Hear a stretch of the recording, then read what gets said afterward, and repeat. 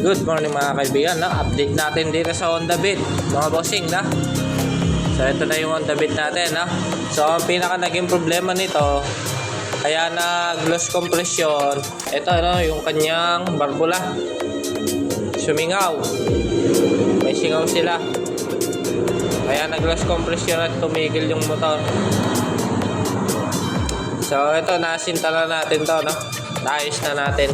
So isasalpak na lang. So ito, bago na rin yung block nya.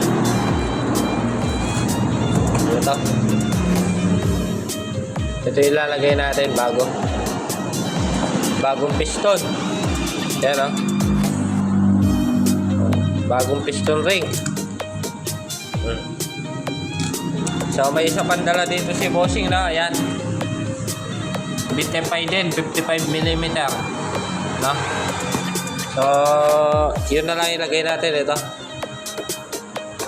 yan, yung stock.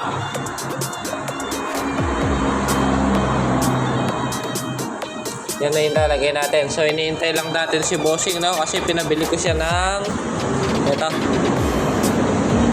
chain guide. Sa tinakbo niya na 162 kilometers, no? Malutong na. So sabi ko, palitan na natin, baka bumigay. Okay, so shoutout na lang kay bossing, no? Hintayin lang natin. Like and share na lang ng ating video. Follow na lang, no? Mechanic Juban. On process na yung ating Honda Beat.